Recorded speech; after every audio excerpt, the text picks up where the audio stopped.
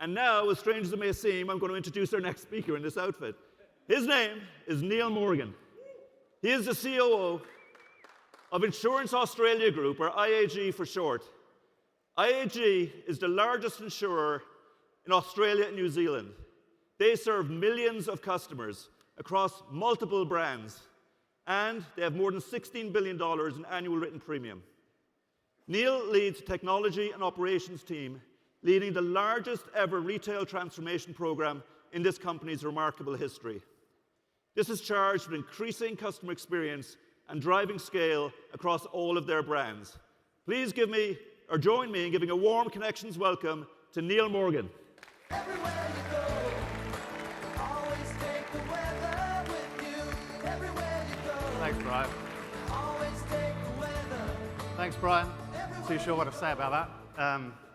Your prowess yesterday with the running man, I was thinking we might have a crack at the ray gun, but given his heart rate, I think we'll leave that for the party.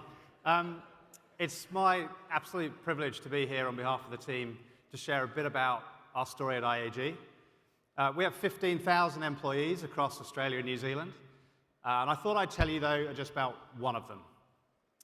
His name is Heng Wong, and I think his story has something interesting to say about the future of our industry. It's February 2023, and Heng is pissed off. Actually, pissed, as I've now been told I should be saying over here. I can't be 100% sure of this because I'm not actually there with him, but I'm pretty sure he's pissed. 2 weather events back to back. At Auckland's airport terminal, the check-in desks are knee-deep in water. 3,000 homes are unsafe to enter, crops and businesses are ruined. Claims surge to 48,000.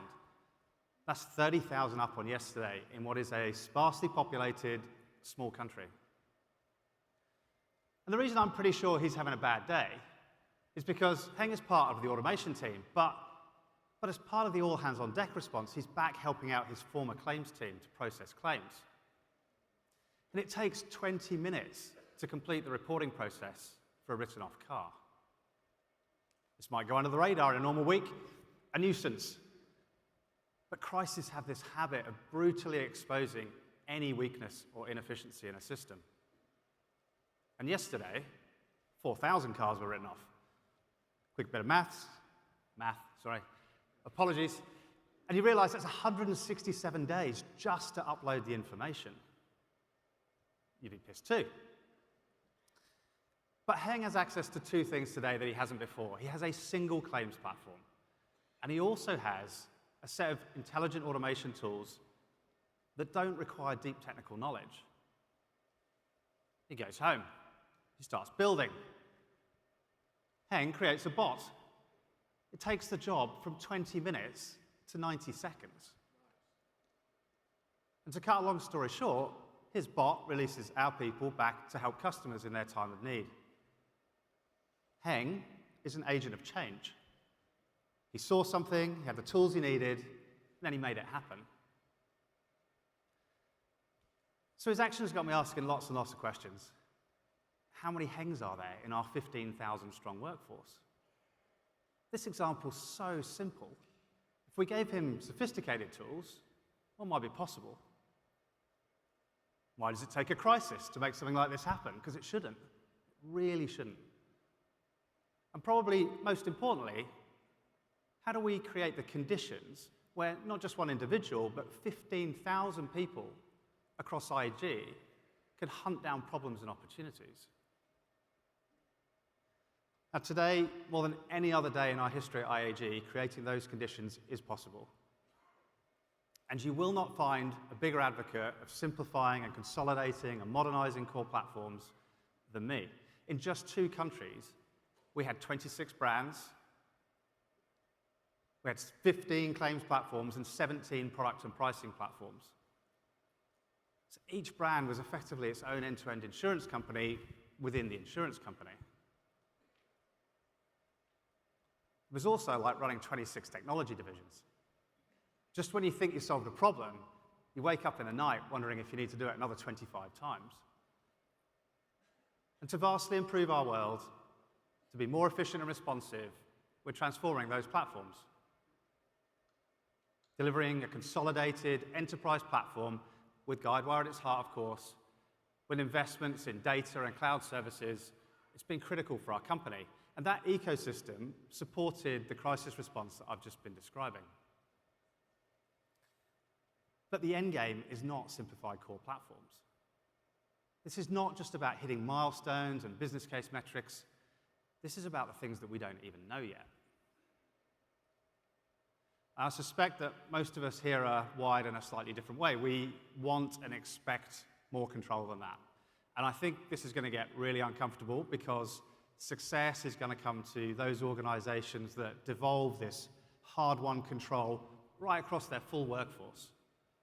You won't know exactly what the opportunity and outcome will be until they create it for you. Now, I'd love to stand here and say that completing our enterprise platform, just as Gen AI kind of came mainstream and feasible for most of us, was some brilliant piece of strategic planning.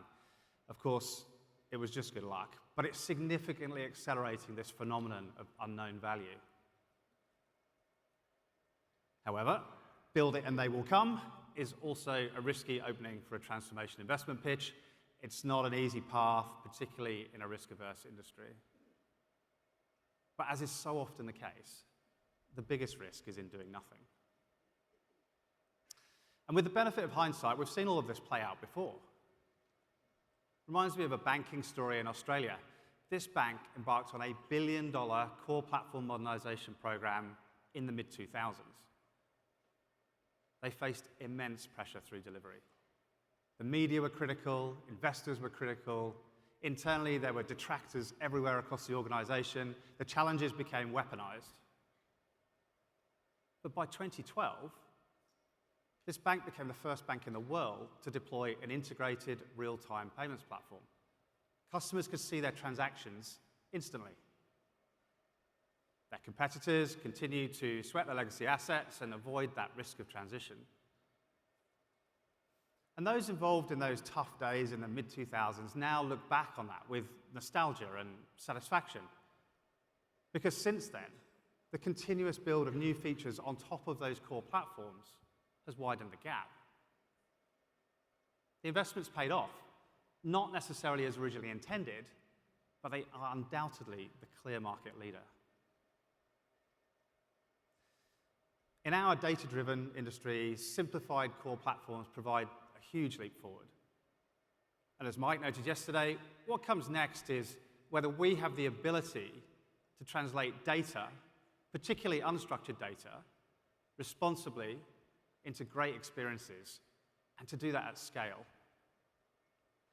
And here's the thing.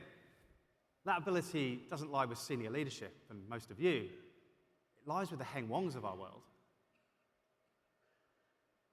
The language models on which Gen AI are based have provided the power to make instant, useful meaning from vast amounts of data.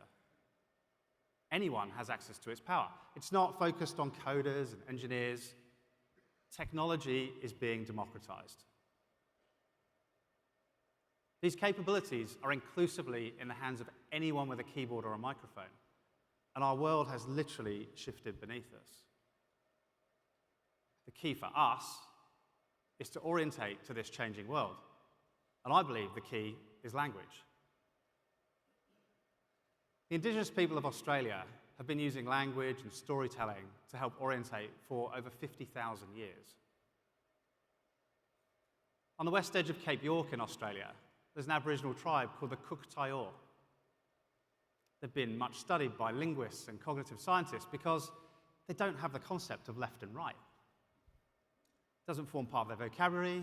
They don't use it to find directions. Everything is arranged through their orientation to the earth: north, east, south, and west.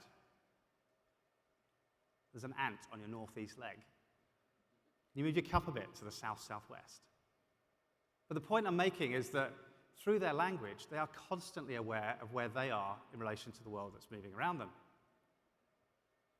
Language allows us to collectively orientate, to share understanding, to find inspiration. At IAG, we're going to struggle to be as radical with language as that. Raise your north hand, it's just not going to happen. But now is the opportunity for us to provide guidance to our people on how to orientate to this world that is shifting around us. This is where we get into that uncomfortable bit, the grey area, literally the grey area, because we're talking about minds and mindsets. And just as language is central to unlocking the power of Gen AI, language is fundamental to unlocking the power of our transformation. Language is the point where everything meets.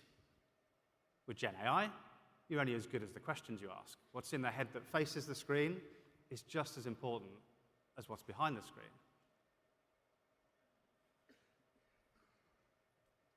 This is Heng. Looks a bit happier here. He's a hero of our story. In that moment of crisis, Heng could have done nothing. It would have been easier. He's working extra hours, he's under pressure. Could have gone home, turned on the TV, but he chose to construct a bot. If you ask him directly, like, why did you do that? He'll say, I just thought it had to be done. Just thought it had to be done. It's really modest, isn't it? But behind it, something really powerful. Why did he think that? And if we can understand and articulate that, then we'll be facing north, due north, in terms of creating something extraordinary. In Heng's case, I think 3 ingredients had to be in place. He had to have an idea. He had to have belief, and he had to have a motive. These 3 things are the core of how we will drive value from our enterprise platform and all things AI at IAG. We're calling it inclusive innovation.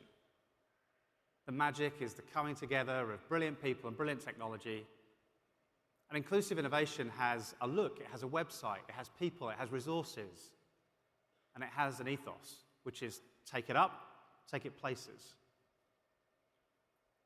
All 3 ingredients will have to be present for inclusive innovation to take hold right across IAG. First up, without an idea, journey's over before it's even begun. You have to connect a problem or an opportunity with the technology.